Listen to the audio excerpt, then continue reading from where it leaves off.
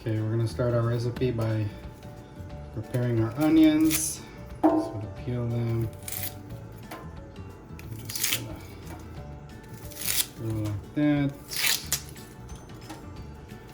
Make sure that the onions are firm, no soft spots. If you notice anything discoloration or soft or anything like that, just throw it out. It's no good.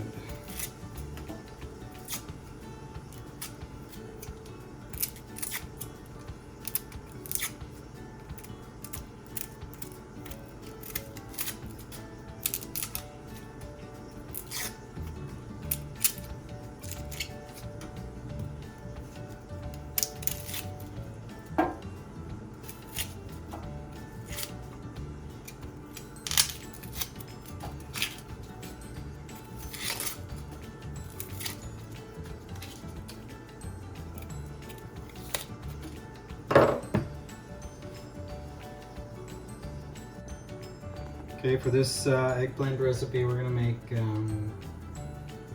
fried onions. But the way we need to prepare these is not a small dice, but rather some nice rings.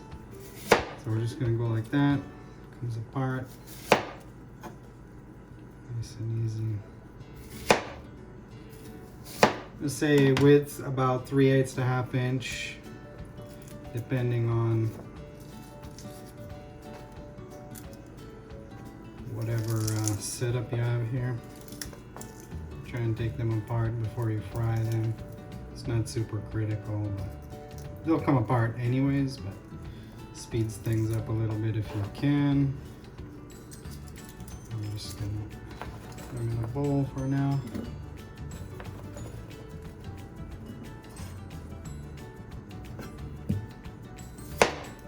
Same thing with these guys. We're making one medium-sized eggplant, so we're gonna use 3 of these small onions. That's what we had in the bag, so we're gonna work with that. You got 1 big onion, use 1 big onion. If you have 1 small onion and half a big onion and 3/4 of a medium onion, then use that. All right, I'll be quiet now. There we go. Break them apart.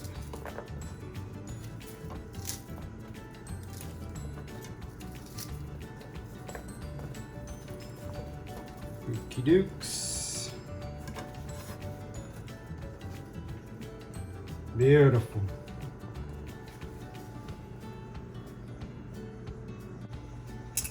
Okay, we're gonna get us some olive oil in a pan, low heat.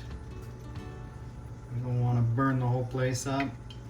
We're gonna do a slow fry on these onions. Put plenty because it's gonna be used to also flavor the dish later.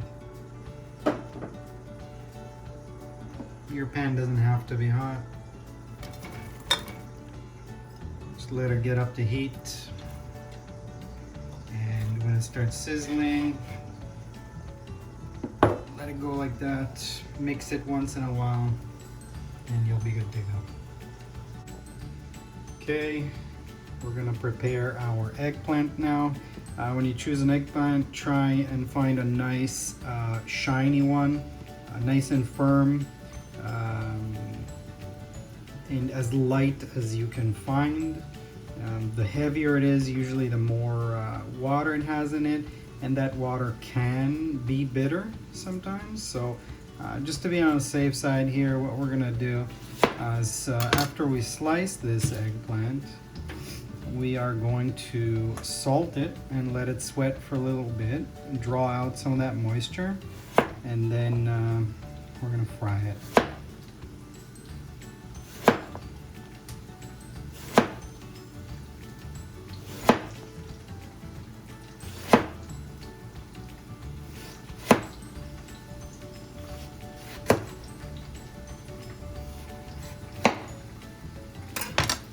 We made slices that are about 1/2 inch, maybe 5/8 inch thick.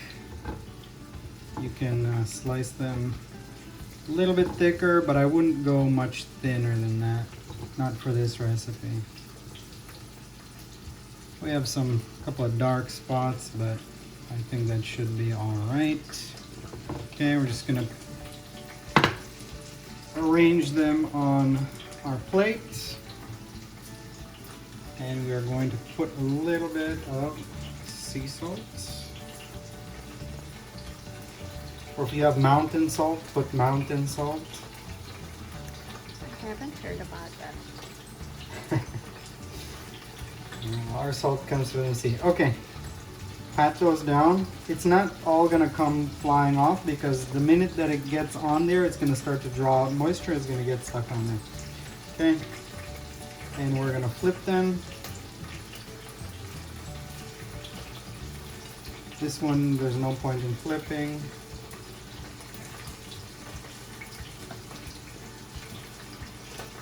And we're going to salt the other side.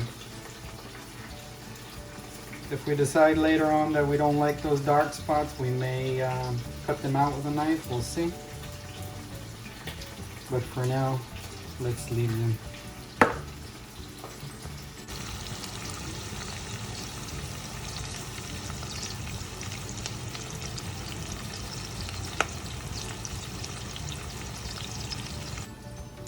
Okay, so for our recipe right now, we're going to be using some garlic.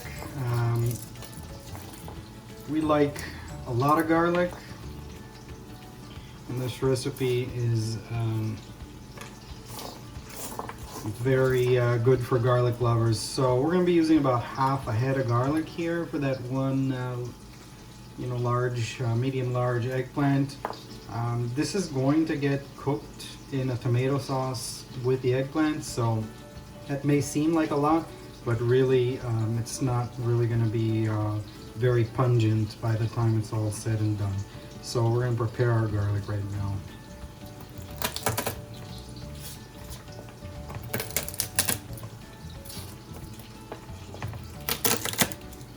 Just crush them like that. You can, if you really want to smash, you can smash it, but that technique may not be for everyone.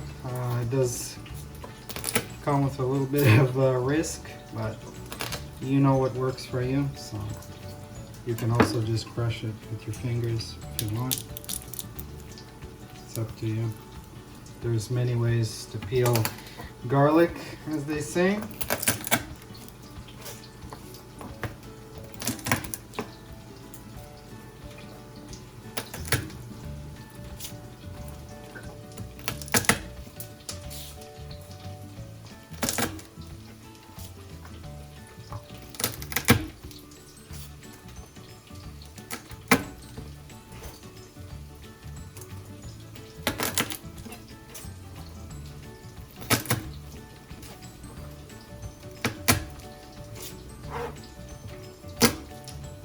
Okay, once we got them smashed, they pretty much just come out like that.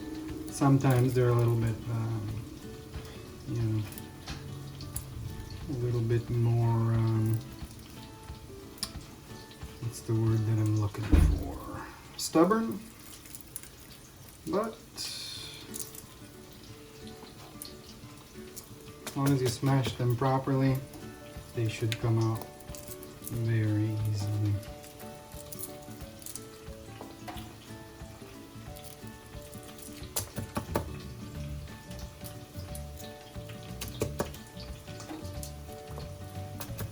I know there's also a technique using two bowls where you can, I don't remember exactly, but I've seen it and it's pretty amazing, but I never tried it.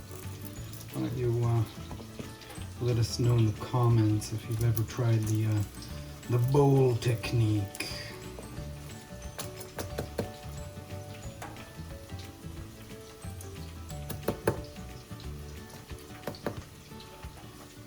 See, it really is that easy. I don't know how the heck I came up with this, but I peeled so much garlic in my life that I probably tried damn near everything. Now, if you have any pieces of garlic here that don't look too great, or you got some of the hard parts from the dried stem or whatever you could trim that off because that doesn't cook very well and it stays hard. You might have a piece in your mouth that you don't want. So trim some of those off.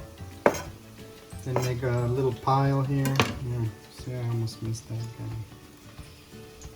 guy. Okay. Let's give her a quick mince. Just like that.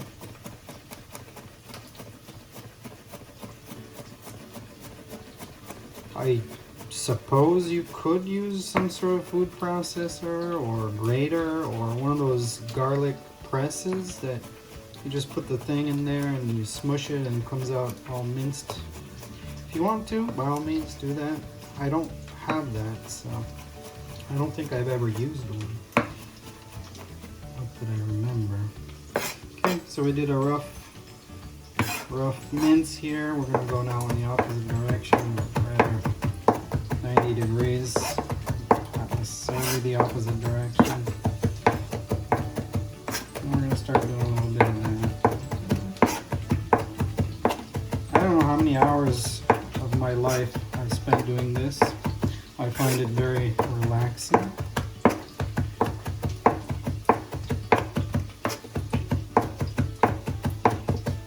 Once you got yourself a mince, try and clear your knife down a little bit because sometimes the bigger pieces stick to the knife. Just be careful. Okay, pile it back up.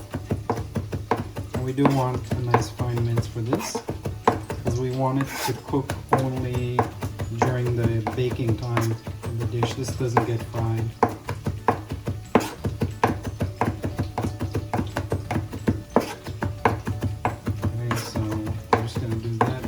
Bit.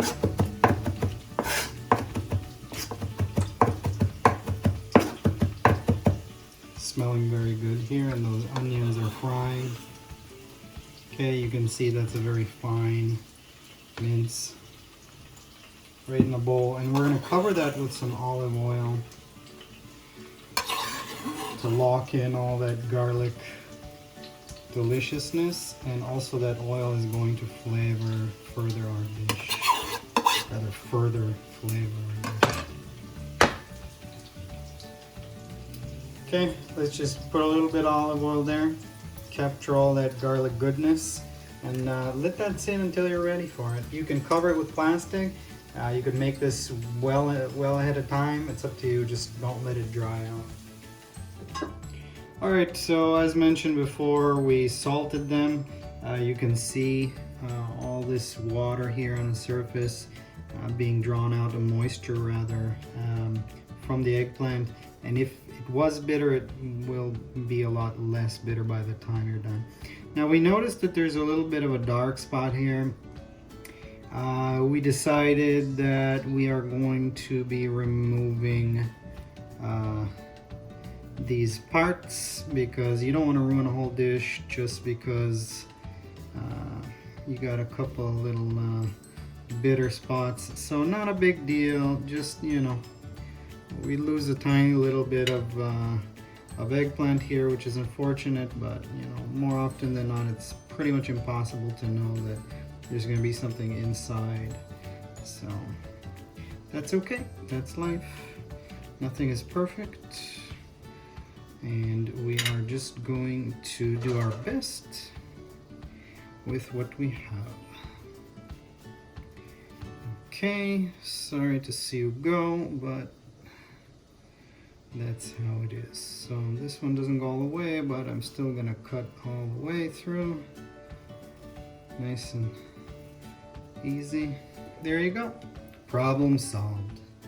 Well, today we're going to be using avocado oil, and to be honest, in all my many years of cooking, I've never used avocado oil, but as of late I've been doing research, and I'm trying to stay away from seed oils like you know, canola, safflower, corn, and all that sort of stuff, and we are going to be trying the avocado oil, so we'll see. Should be interesting for fry. Okay, we're gonna get our oil hot. For this recipe, we're going to be doing the frying method. You can also grill the eggplant. It uses less oil, but it gives, I would say, somewhat lesser results for the end product, but that's entirely up to you. We're just going to do a shallow fry. If you have a deep fryer, you could do a deep fried eggplant, not a problem. It's very easy to fry eggplant. Just be careful that you wipe off all that moisture before you jump into the oil there.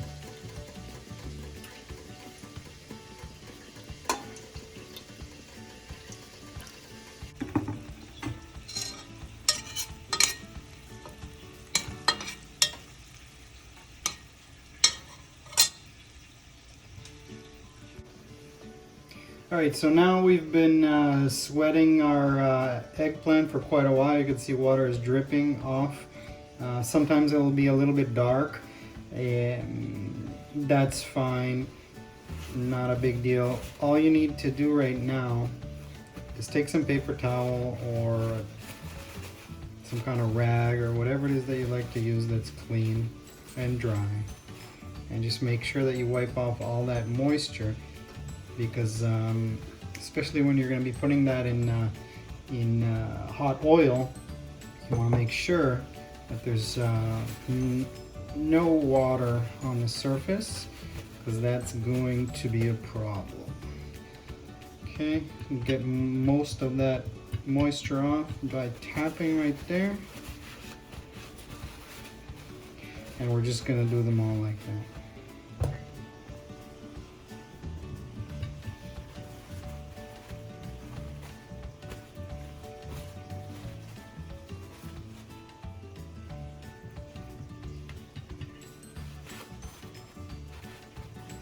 See, this wad of paper towel is almost completely soaked. So you see we actually have a great deal of moisture coming out here.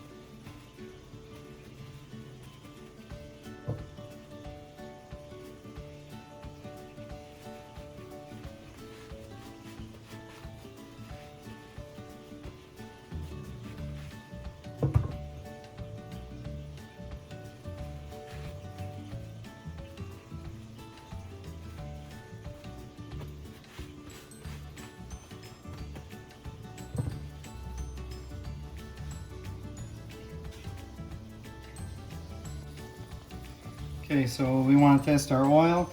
I know the first thing that jumps to mind is, let me put my finger into the boiling oil. I tried it. It's not such a great idea. So let's just gently put a piece of eggplant in there. We see it kind of bubbling a little bit. That means that the oil is decently hot. And we are just going to drop a few pieces in there once we're confident that the oil is hot. That didn't look bad.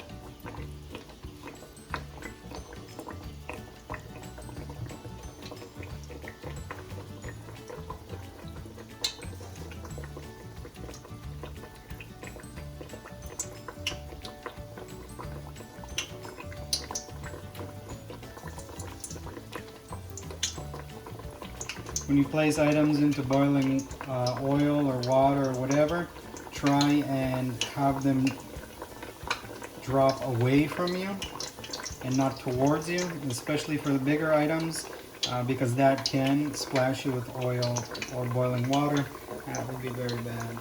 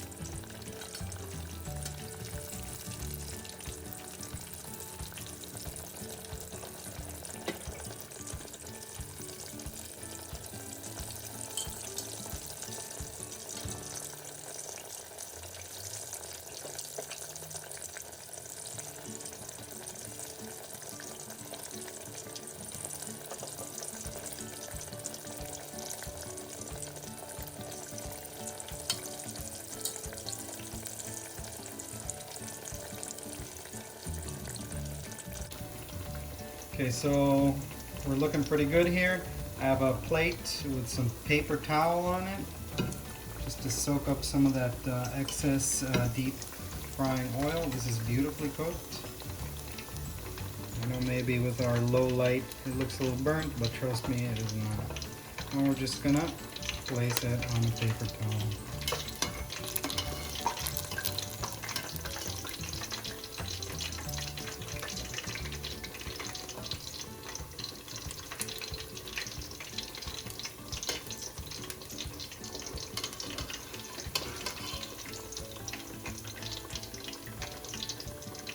Let that oil drip off, and then onto the paper towel.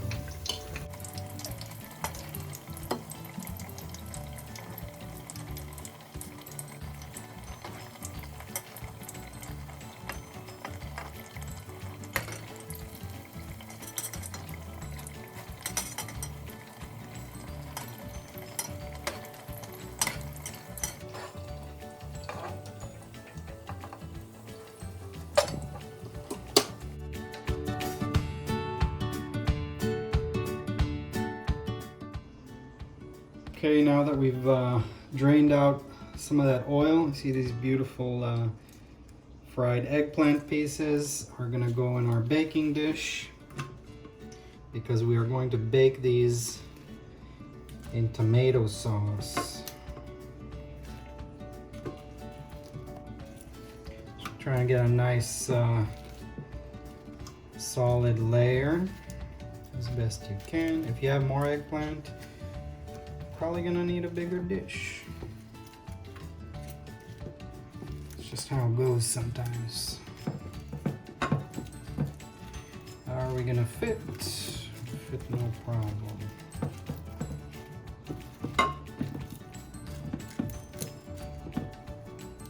One nice layer. Okay, so we got our eggplant. We have our fried onions, which we slowly cooked. These are nice golden brown and soft, caramelized. We have our fresh minced garlic, so a little bit of oil in there. We have pepper, salt, tomatoes. You can use fresh tomatoes if you want. We had a can of tomatoes which are also fire roasted, which adds a little bit of something there. And we got some chickpeas. Now I soaked and cooked these chickpeas in a pressure cooker. You can use a can of chickpeas. It's up to you. If you have a good brand, try and get the ones that are nice and soft and not the ones that are super like orange and hard. I find that cooking your own chickpeas gives a very good result. Okay, so we're gonna start and we're gonna take our garlic and oil mixture and we're just gonna start spreading it all over. Don't worry too much if it looks like there's an enormous amount of garlic here. Don't forget we're going to be adding a lot more stuff also. It's not only a handful of slices of eggplant, there's also going to be a lot of tomato and chickpeas and all this kind of stuff. So once this garlic is cooked down, it's not going to be as strong as it is now. Let's make sure we get all that nice garlic. Okay, don't want to waste garlic and spread it out a little bit. If some of it goes between the pieces, that's also okay. It's still going to be in the dish, right? There's going to be, you'll see. Okay, our caramelized onions, try and get them to be about room temperature if you can. If they're too hot, it's going to be a little rough to do. And these ones we are gonna try and spread nice and even. Now we left some of that olive oil that we fried them in to add some extra flavor. This is not a low calorie dish. This is a very rich delicacy. So there is a lot of oil, but if you grill the eggplant, you'll have a little bit less oil. And you can drain this oil out also. We just wanted to go with a full flavor version for people, and then if you want to adjust, then adjust later. And I'm just gonna drizzle this oil over top here. Remember, we let those eggplant pieces sit on paper towel earlier, and they actually drained out most of their frying oil. All right, so that's that. Now we're gonna take our canned tomatoes, and we are going to start putting down some tomato here.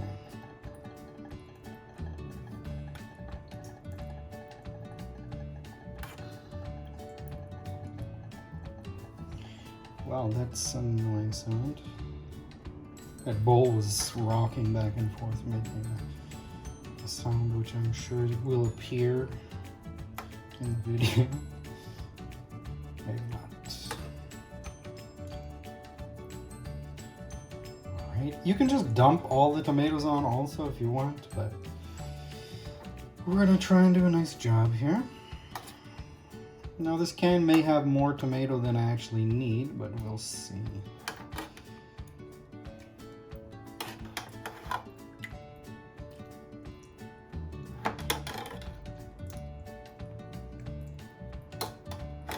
You want a nice layer of tomato. Cover that eggplant nicely. I think we're actually going to be using all of it. Why not?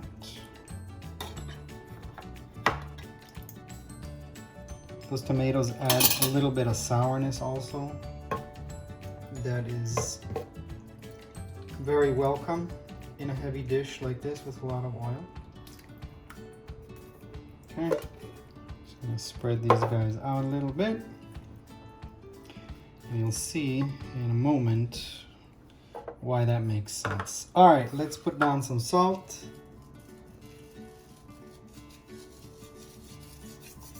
Don't forget there's a lot to season here. A little bit of pepper. A little bit more pepper. And now we're gonna add some chickpeas.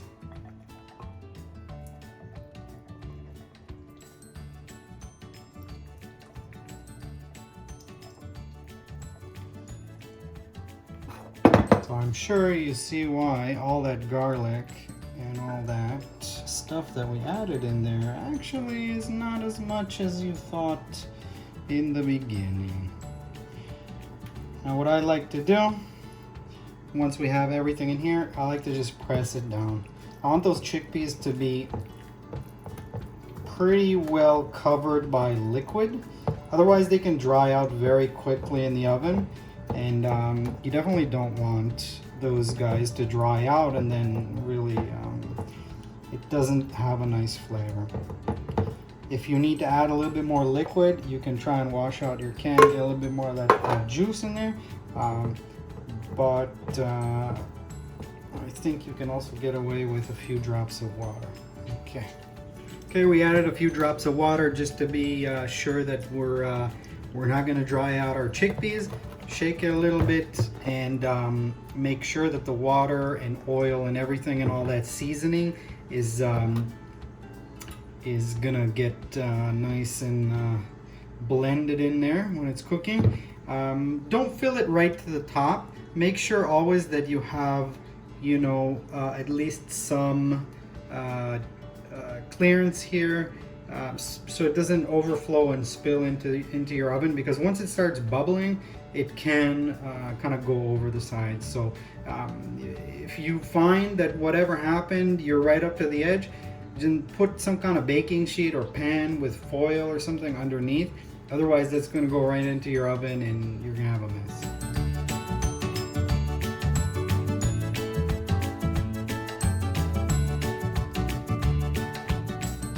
Okay guys, so we just took out the eggplant with chickpeas and tomato from the oven and our roasted duck. So it needs to sit for a while to cool it down. And then later on, we're gonna top the eggplant, chickpeas, tomato dish with fresh parsley once it's cooled down. Okay folks, our eggplant dish, baked eggplant, has cooled down. You can see our layer of eggplant, tomato, chickpeas. There's still a nice bit of sauce in there. And now that it's cooled down to about room temperature, we're gonna put our parsley topping, and our dish will be done. So finely chop some parsley.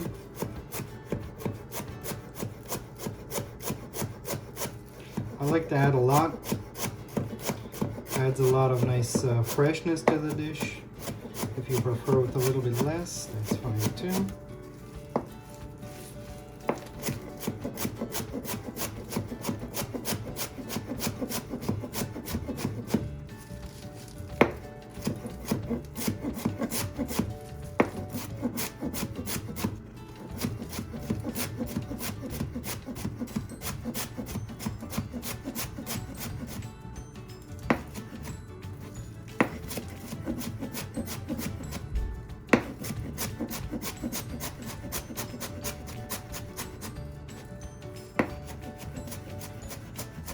Probably somewhere between half a cup and a cup of finely chopped parsley. Again, if you want a little bit less, it's up to you. If you want more, go nuts.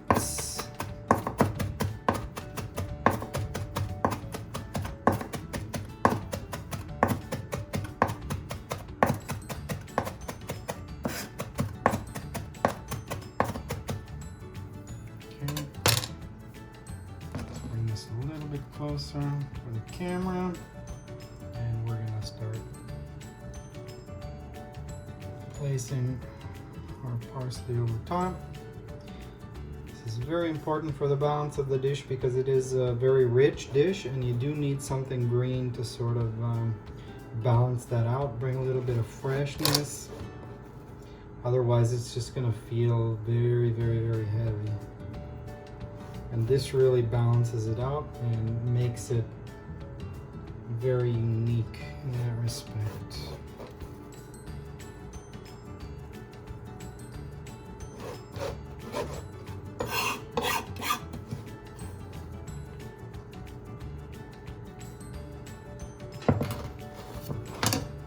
Beautiful. All done!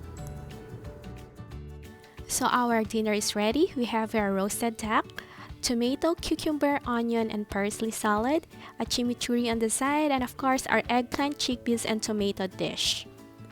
Let's begin! Thank you so much for watching, everyone. Kindly like, share, and subscribe.